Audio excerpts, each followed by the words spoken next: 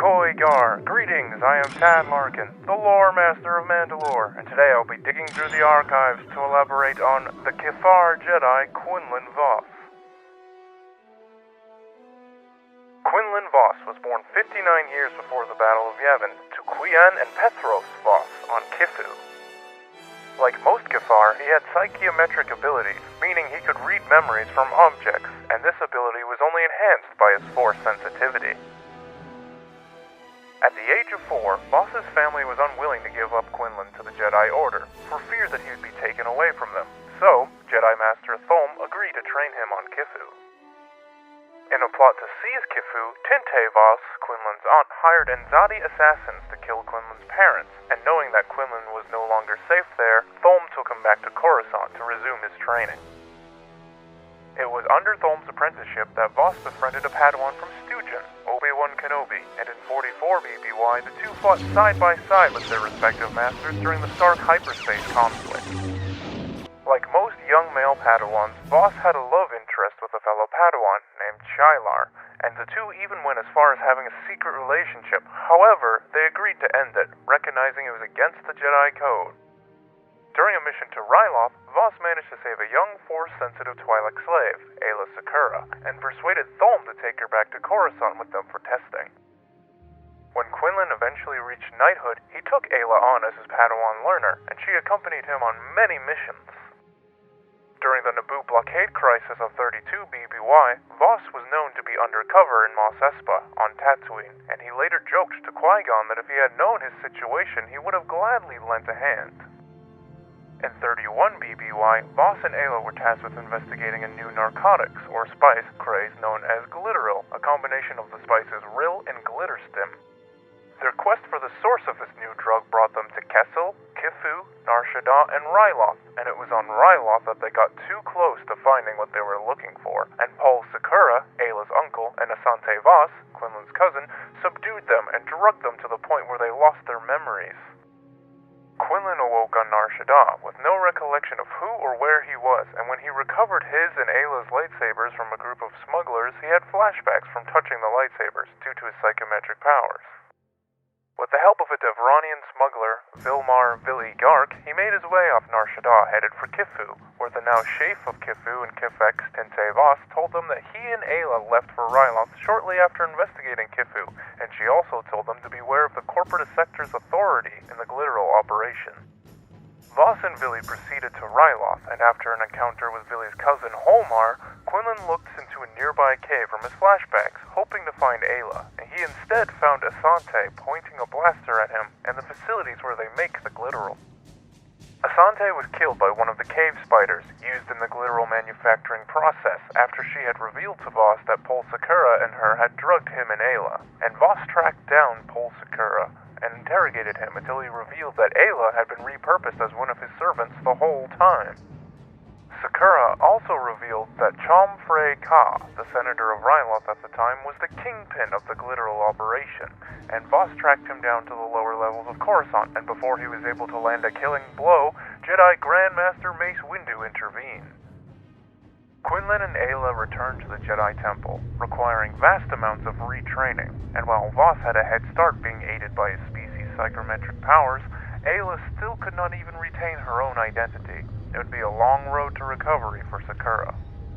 A few months into his retraining, a sort of field test of his re-emerging skills was conducted, and Vos was sent to Dathomir to investigate the disappearance of the planet Ova. Upon his arrival, he was enslaved by one of the local Dathomiri witch clans, where he learned of the Infinity Gate, an ancient superweapon beneath Dathomir's crust, and before the witches could use the gate on Coruscant, as they did to Ova, Quinlan managed to redirect the Infinity Gate's energy back at itself, destroying the weapon along with the Qua temple housing its controls. Still tormented by her damaged memories, Aayla Secura found herself stranded on the prison world of Kifex, where she mistakenly freed the fallen Anzadi Jedi Volf Karko.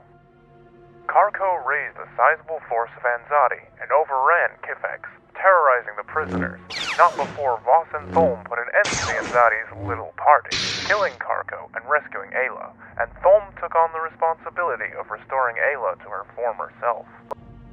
Around 29 BBY, Ayla managed to get Quinlan out of a tight spot on Ord Mantell when he got into trouble with bounty hunters wanting to claim the reward for him. However, Ayla also brought news of Thulm being missing while he was tracking her cousin Nat Sakura's kidnappers.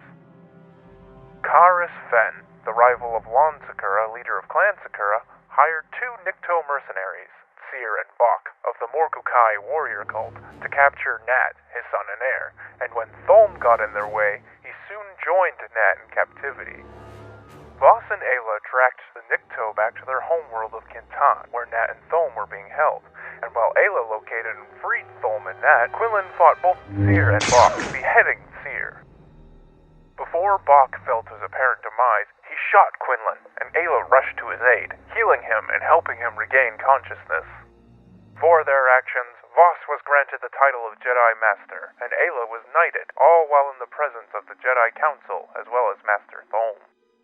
When the Clone Wars broke out in 22 BBY, Quinlan used his contacts in the underworld to set up an elaborate spy ring to gain valuable intelligence on CIS troop movements. Shortly after the Battle of Geonosis, Vos suddenly dropped off the Jedi's radar, and the stream of intel ceased, so Thulm sent Ayla undercover to the Wheel to seek out a smuggler, Corto Vos, who they believed may be Quinlan.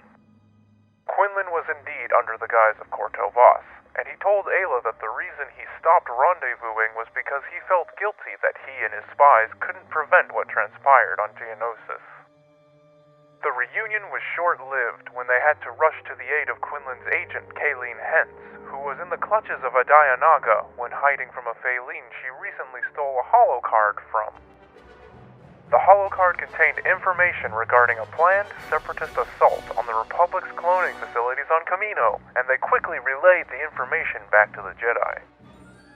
After the CIS attack on Kamino was repelled 2 months after Geonosis, Vos was to take his mission to the next level, as the Council bid him to infiltrate Count Dooku's inner circle at whatever the cost.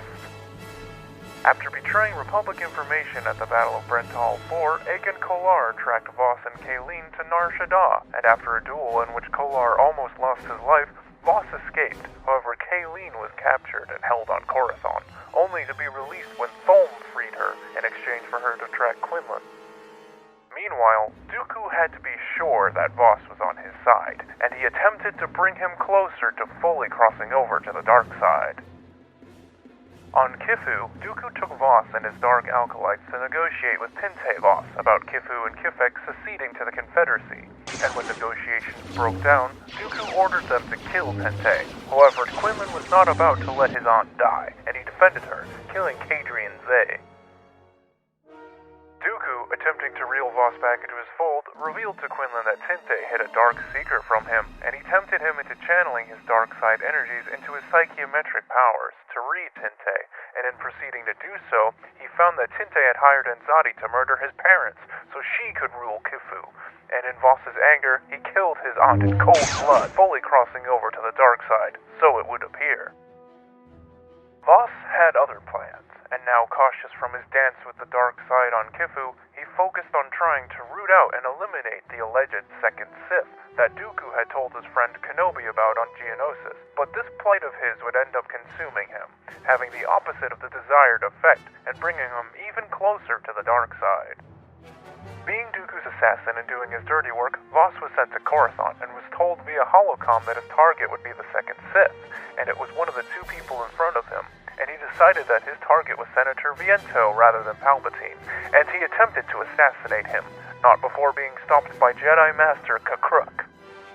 His next mission was a bit more successful when he executed Karis Fen, who had abducted Ayla's cousin in years earlier, now found himself on Dooku's hit list after betraying the CIS. On the now contaminated world of Honaker, Quinlan was ordered to recover the scientific information package on the CIS bioweapon now polluting the world, but when the Republic sent his former Padawan Ayla Sakura to do the same, he let her get away with the SIP after a duel and some coaxing from Ayla's clone commander. After his failure on Honaker, Dooku had had enough and sent the Ratatakai Dark Jedi, Asajj Ventress, and Tol Skor after Vos, and they chased him to a derelict research vessel, where he was reunited with his old friend Obi-Wan Kenobi, and the two managed to escape Dooku's dark alkalight and jumped to Rendili. During the already in-progress Battle of Rendili, Quinlan broke out of his holding cell and assisted Republic forces during the battle, in order to demonstrate to Say-Teen and Plo Koon that he was still loyal to the Jedi and the Republic. After much convincing, the Jedi Council welcomed Vos back into the Order and gave him a senior general's position. However, he still did some work as a double agent for the Confederacy in his quest to uncover the Second Sith and end the war. It was during a scuffle with the Anzadi assassin Saljay Tasha, with the help from Kayleen, that he learned of the fallen Weequay Jedi Sora Bulg's involvement with Dooku, and he became convinced that Bulg was the Second Sith. On Sayalakumi, the CIS began breeding Nikto clones using Bok, the Morgukai warrior that Vos encountered years earlier, as a template, and Vos took part in the battle, leading clone forces, but he had an ulterior motive as well. He was to go after Bulg, who was commanding the Separatist defense. Sayalakumi was a mess. Upon getting to Bulg, Quinlan was faced with his inner demons, as he skirted between the dark and the light, at one point even dueling with his former master, Thom. But with the help of Ayla, Vos finally returned to the light fully, and Thom, Kayleen, Ayla, and Quinlan defeated Bulg, Tolskor, and Bok, simultaneously winning the day for the Republic. As Vos was rotated out of Sayalakumi, moving his troops to fortify Bospity, Kayleen revealed to him that she was pregnant with his child, and he promised to her that after the war he would resign from the Order so he could have a life with her. Shortly after the Battle of Coruscant in 19 BBY, Quinlan led his troops on Kashyyyk to assist Grandmaster Yoda in liberating the Wookiee homeworld. Order 66 was soon issued to all clone commanders on the front, and after surviving an A5 Juggernaut explosion, he was chased through Kashyyyk's jungles by Commander Fey, and though he was able to kill Fey, he was badly wounded, but soon helped by none other than Villy Gark. Vos was able to meet up with Kayleen soon after she gave birth, and as he held his newborn son in his arms, he named him Corto Vos after his alias, and claimed that the dark side would never touch him, as he painted traditional Kithar markings on his cheeks.